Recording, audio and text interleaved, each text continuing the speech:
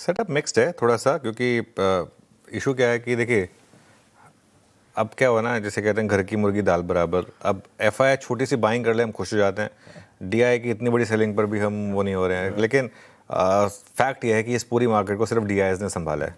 जिस तरीके की एफआई की सेलिंग रही है पिछले 3-4 साल में, अगर डीआईएस नहीं होते तो ये मार्केट कहाँ होता। खैर 400 करोड़ की एफआईएस की बाइंग है और 3400 करोड़ की डीआईएस की सेलिंग है। ये नवंबर 2024 के बाद की डीआईएस की सबसे बड़ी सेलिंग है। मुझे समझ में नहीं आया कि क्या हुआ है, ये कल इतनी बड़ी सेलिंग क्यों हो गई डीआईएस की तरफ से। ये आपके लिए एक और साइन हो सकता है, ठीक है। खैर 2 महीने के बाद पहली बार एफआईएस की बैक टू बैक बाइंग है और कैश और इंडेक्स में मिलाकर भी एफआईएस की लगातार दूसरे दिन बाइंग है।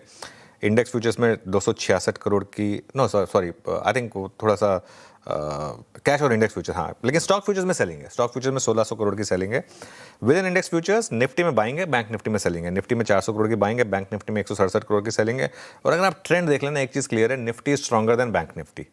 उसमें चाहे एलएनटी का फैक्टर रहा हो, चाहे आईटी का फैक्टर रहा हो, हालांकि आज आईटी आपके अगेंस्ट हो सकता है, लेकिन निफ्टी थोड़ा सा बैंक निफ्टी से स्ट्रांग है।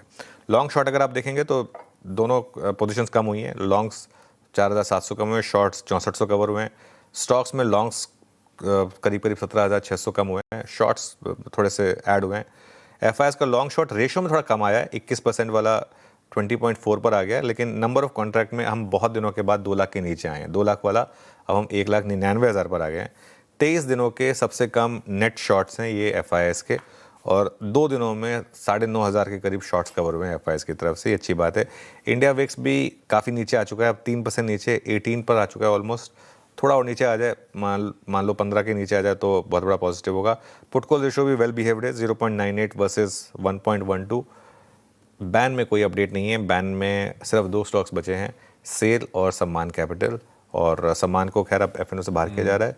सेल को भी देखना चाहिए अब एक्चुअली, क्योंकि सेल भी लगातार बैन में रहता है, तो भाई सम्मान को बात हुई तो सेल को भी बाहर करो, तो क्योंकि सेल भी परमानेंटली बैन में ही रहे आजकल। तो खैर एनीवे ये एक आपके लिए ट्रेड सेटअप। और ठीक है, सम्मान